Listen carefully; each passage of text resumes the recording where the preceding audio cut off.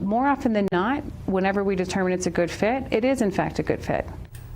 But not in this case, and that means another delay for Albuquerque's Gateway Center. So most of us may never have to rely on this facility, but it has been pitched as the one-stop shop for many of the crises we see through the city every single day.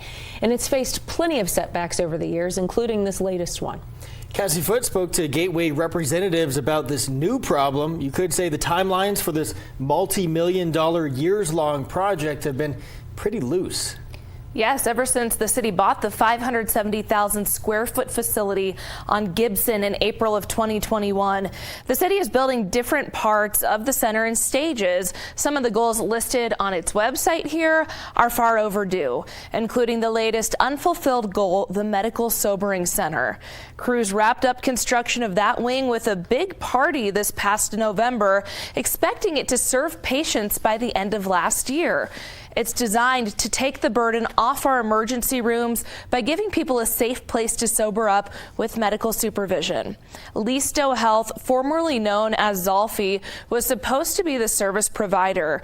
In December, a city spokesperson told me Listo needed more time to hire and train employees before the sobering center could really open.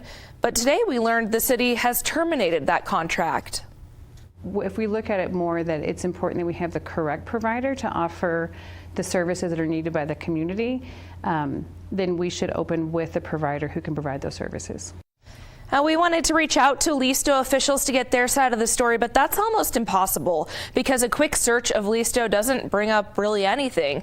The company doesn't even have a website. Now the city hopes to open the sobering center by this summer.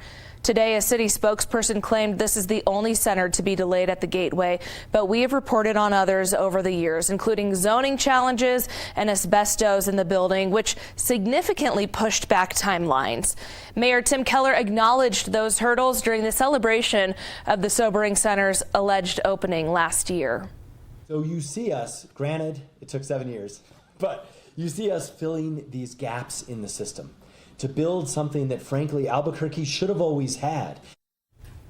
So these are the 5 services available at the Gateway Center. Housing navigation is available to women right now, but not to men. The engagement center and the receiving area for first responders, those are both up and running. The city hoped that the medical sobering center here, which we just discussed, would have served 17,000 people by 2025. So far, it's served 0, but it has been turned into a warming shelter. They also had a goal to serve more than 300 people in the medical respite center by this year. No one has been served because that's not open yet either. According to a city spokesperson, taxpayers have already spent around $60 million on the Gateway Center without it meeting many of its goals. Here's a cost breakdown. But there are still a lot of other questions about our return on investment that Gateway officials could not answer, including how many total people have received services or how many providers are currently contracted there. Tessa, Trevor? Yeah, Cassie, we'll certainly keep pushing them for those answers, especially with that amount of money involved.